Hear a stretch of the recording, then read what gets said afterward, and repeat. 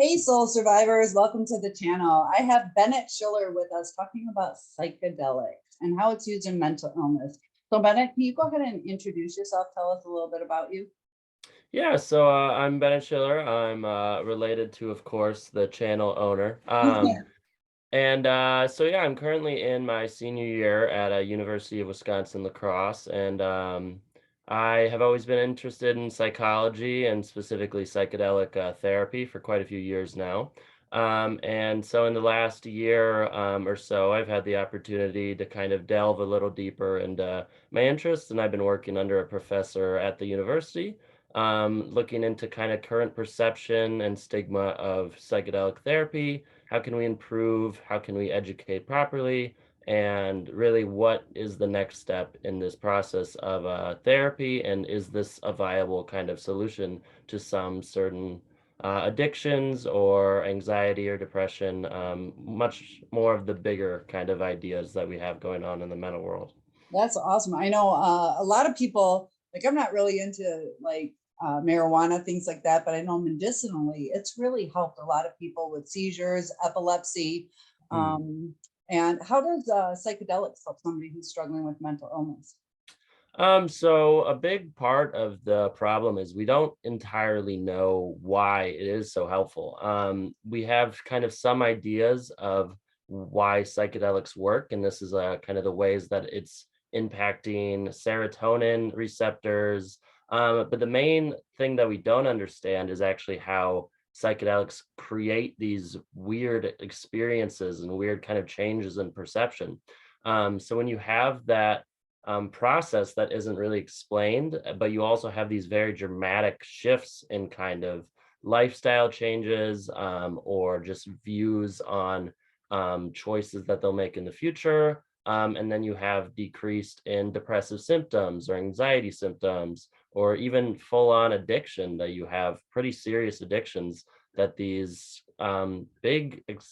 spiritual like experiences are bringing out of just taking these simple kind of substances. We're not really sure, but that's kind of where the process is going. How do we figure that out? How do we know if this is the right way to look at it? Is this even a healthy process? um yeah, that's kind of Uh, the focus I right did now. notice that it said like for alcoholism that it can help with different kinds of substance abuse. How does that work? Isn't it addictive to use psychedelics? So that's actually a pretty common misconception, because you see a lot of people who kind of overuse psychedelics. But actually, the substances themselves are non-addictive because the experiences tend to be so unique, so drastic. It's pretty rare for anyone to really come out of a trip or come out of an experience hoping to do it again, which is kind of a funny aspect of it. Hmm. Um, so when it comes to the addiction aspect of psychedelics, that's really not the worry. It's more that this process is trying to take people out of their normal routine. And that's where you get a lot of these processes kind of and experiences. They weirdly take your they weirdly shift you in this kind of brain state that almost rattles all your connections and your neurons in a way that for some reason has been able to create long lasting changes in addiction and things like that. So is it a one-time dose or is it over time? It depends how you kind of want to do it. What is happening right now with studies is they tend to be doing one time uses. That has been proven to be pretty effective, as well as you don't really want to use psychedelics on a daily basis on high levels of doses, because one, they're non addictive. You're not going to want to do them again. And also, then when you're messing around with a lot of chemicals and you're kind of changing your perception of reality, you can actually come out with a lot of different problems that people don't tend to actually expect, such as vision or just kind of weird HPPD, which is called hallucinogenic persistent disorder, where they'll actually have visuals for the next months to even years. Oh wow. I know, what is it? They use like special K, Molly, ecstasy, things like that. hmm So the Real. big ones that are focused on right now is going to be mushrooms and actually a form of Molly. Yeah, so that'll be, yeah, ecstasy and things like that. I'm forgetting what the actual chemical name for that is, but those are used more for PTSD. Ketamine? Ketamine is also, it's, yeah, I would say that the big two are going to be mushrooms and MDMA. That's the second one. What a Ketamine difference. is used a little less. Okay. How would it differ? Because I've known people who have used Molly or things like that, and they still don't seem right. They seem to want to do it again. Is it a different kind of dosage?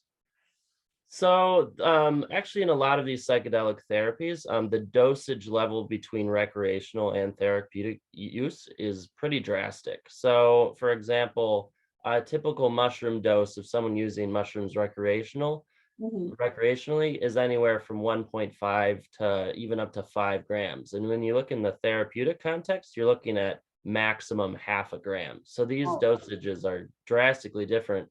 And so that's where you get a lot of problems where people kind of overusing these drugs when really it's not helpful and it's not really getting benefits out of it. so would it be beneficial, or would it be dangerous for people to go try to find their own kind of mushrooms out in the wild? Well, definitely don't go foraging, I would say. Don't go looking around in the woods for them. It might get I you sick, end you up in the hospital. would Yeah. I would say I don't encourage use of psychedelics through recreational just kind of settings just because in general people don't really know what they're doing. A lot of people have had relatively beneficial experiences, but a lot of these ideas of that are coming up is this problem of, oh, this is a miracle drug. This is gonna fix what's going on, when in general they don't know what the dosage they're taking in, they don't know the experience they're expecting, and they don't have the proper environment and kind of professionals surrounding them in a That's lot what of I ways. wanted to ask you. If you were to take a dose of psychedelics, do you have to be possibly in a hospital or under doctor's care, one-on-one, or can you take it at home? Right now, we're looking at kind of current research is since it's such a like highly controlled drug right now. For the most part, you're only going to have experiments done in kind of hospital-like settings with a more kind of outdoor-based therapy or more controlled room. What you're looking at right now with states like Oregon and potentially Colorado is they're actually giving this out a lot more recreationally, but they do tend to control the dosage or at least try to a little bit more. Um, Now, so yeah, would this affect a drug test if you needed an employment drug test? for the most part, you're looking at LSD and mushrooms as being very specific drug tests needed for them. Okay. They can protect the system, but I feel like if I say that, then I'm encouraging recreational use. So I'll try to Use go it beyond that. medicinally under a doctor's care. Do you need a mental health professional to diagnose you with a certain type of mental illness, or can you just go in and say you're depressed, you'd like to try it? Well, a lot of these new studies are only being done in certain states, and they're kind of only being focused on people who are terminally ill, is a big one, or extreme cases of depression and anxiety, where they're really having no escape from a day-to-day basis from these kind of symptoms.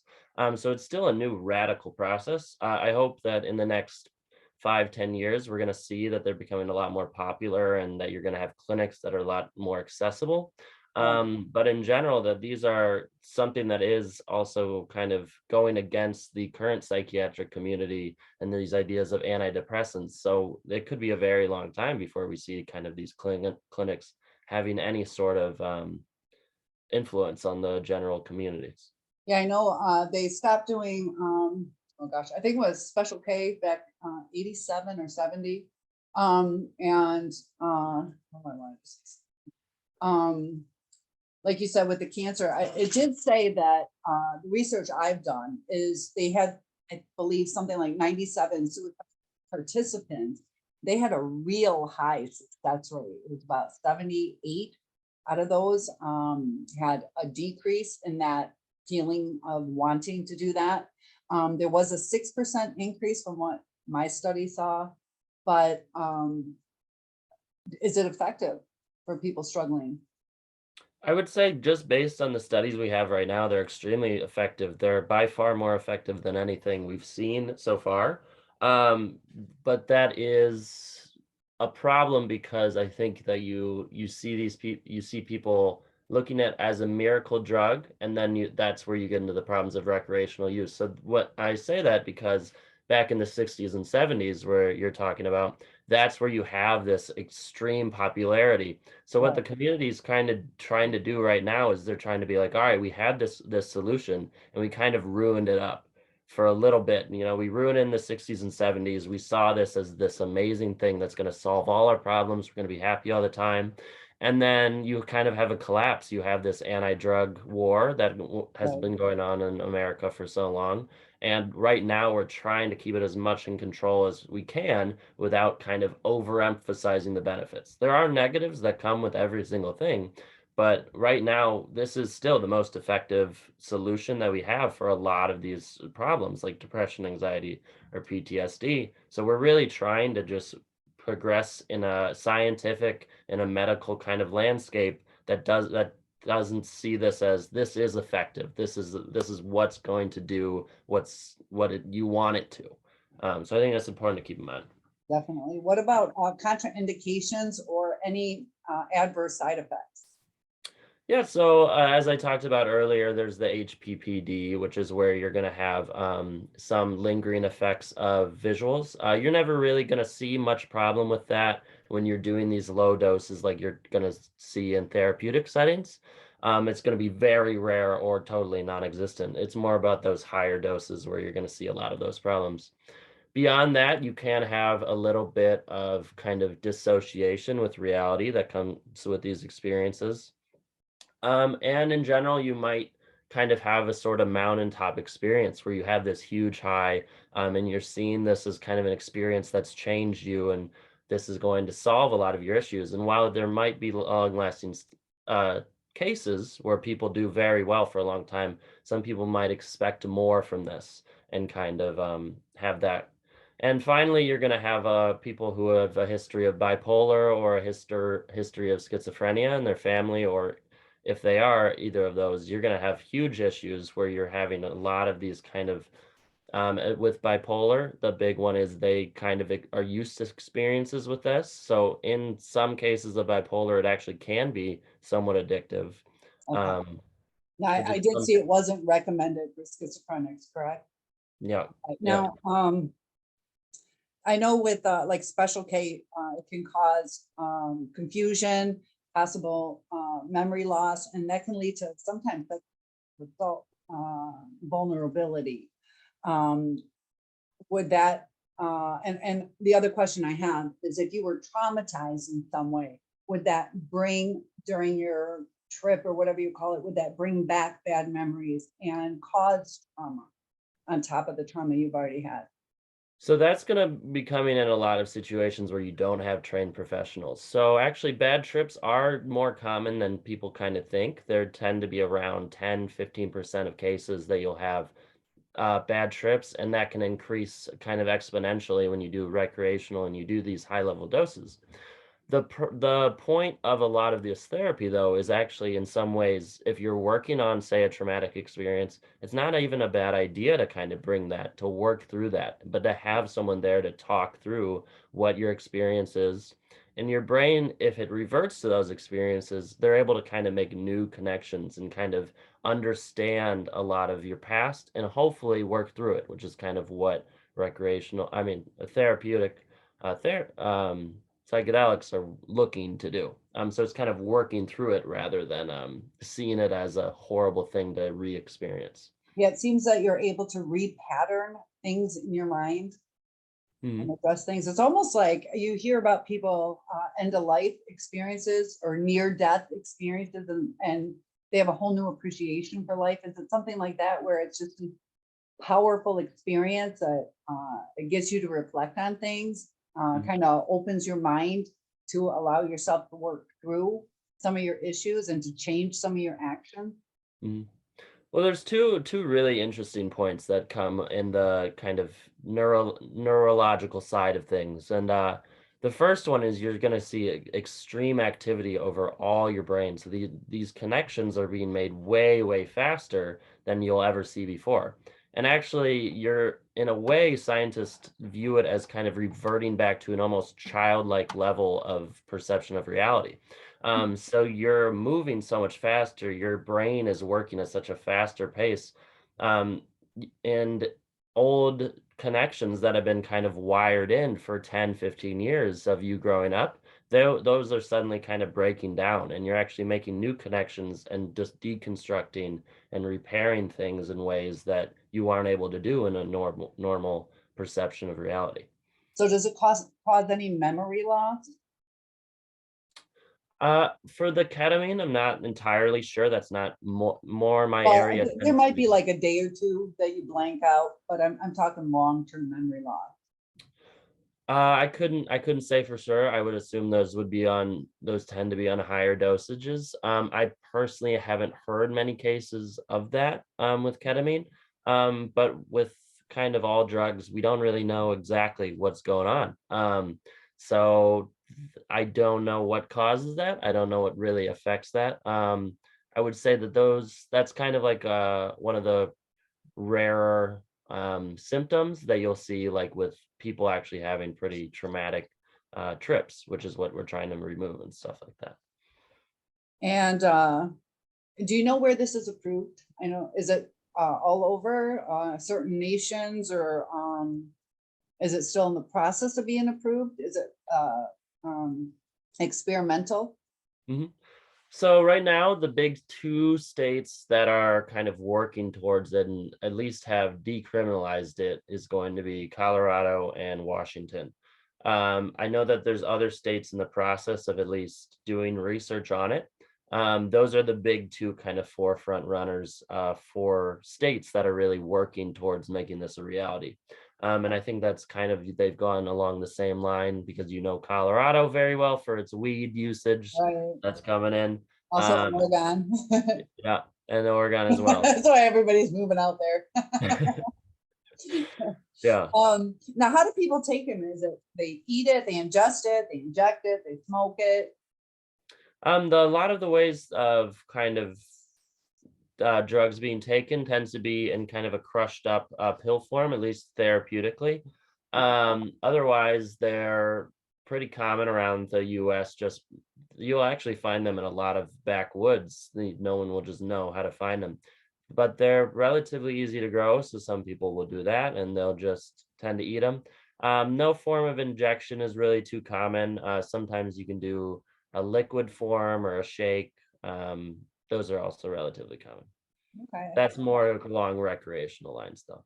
Yeah, and I do want to make a disclaimer. They're not just general mushrooms that you're going to find. Some mushrooms out there actually can be lethal. They can kill you. So definitely take it's safer to go to a trained professional for that. Now with the LSD, Molly, ecstasy, the magic mushrooms, is there any difference on the outcome? Is there a reason you would use one over the other? Do they have different effects? So that, yeah, kind of depends on what form of what problem you're having. Mushrooms tend to be a lot more prevalent in current therapy because they're so universally used. They're used for anxiety, depression, and they also are a bit of an easier trip. They're kind of a beginner psychedelic, where you have things like acid, which are lasting 8 to 12 hours, and mushrooms are Oh, lasting 3 to 4. okay. Um, and then PTSD, we found a lot of success for with MDMA, and that may have to do something with the high level of serotonin, the more kind of euphoric feelings that you'll get out of these experiences. But again, we don't really know why it's slightly more effective for PTSD than other things. Ketamine is again less common, but those tend to be used in extreme forms of depression, also PTSD or addiction. But the way we're trying to start out right now seems to be along the lines of mushrooms, ketamine, and MDMA, while also removing acid to a certain degree just because it's such a long period of time. Amazing. So I know our brain is neuroplastic where it can change, it can kind of heal to some extent. Does this actually cause brain growth or brain death? I know with some of the CPTSD that a lot of have gone through. It can be the brain fog, um, confusion, a lot of things that are going on. And same with narcissists, that they have, a smaller amygdala, different things aren't working, the neurotransmitters and the neurons. Does it help increase that when you're rewiring? So a lot of the things that are going on is because this is such a short experience, you're making a lot of different connections. But if you're looking at brain growth in general, that's kind of hard to say. I think during the long lasting periods that of benefits that you're getting, you might see some slight growth just because you're having these changes in your brain and you're able to rewire things, and you might be able to get certain areas of the brain working again. But overall brain growth hasn't been too highly reported. However, just overall connection and brain activity tends to increase for a little bit in the following periods. Okay. Yeah, I just had a study where, like, if you live on Antarctica, it's going to shrink your brain just because we need social connections. And the brain is just fascinating. We do need a connection with people. That's why the people on my channel, a lot of them have been socially isolated from their narcissist, and, kind of causes their brain to shrink. So if we can snap out of the depression, and I don't mean snap like that, it is a struggle, but if we can take control of our mind again, that healing can take place. We can get out there and socially interact, feel a little more confident. So before we go, was there anything else that you would I would say yeah, I'd love to talk about my research a little bit, Yeah, because that's definitely. yeah. So right now I'm doing a little bit of research on how we kind of can educate people on current psychedelics and what the different forms of education are most effective right now. So I'm looking at three different kind of types. I'm looking at a video format. I'm looking at more of a scientific journal format and an opinion article, which is where, as you took my survey, you're kind of looking at those three different things. And I'm looking at what works for what populations. And is there better forms of education that allows us to kind of convince people that this isn't as scary of an experience as a lot of people previously think. This isn't going to forever harm and bring you psychosis if done properly. So this is more of a matter of my research is really looking at how do we educate people on knowing the general risks and benefits, while keeping in mind that this can be something that will help in the long run, hopefully. I mean, it's just a fascinating new science. It's something that I'm really hoping to go into with my master's and PhD eventually. And yeah, it's been great journey so far, and I'm really excited to see the results. Well, I'll tell you what, Bennett, if you would like, I don't know if your research is still open. I took that survey that you had. We can post that under the video somehow, or maybe in my community tab. So if you're still collecting data, our subscribers could probably help you out with that too. Feel free to, even comment under the video if you would like people to reach out and give you any information that you may need. But we Mhm. want to help you on this journey because you were very scholarly, and we definitely appreciate you being here. So Yeah. thank you so much, and please like and subscribe. See you in the next. Thank you, Bennett.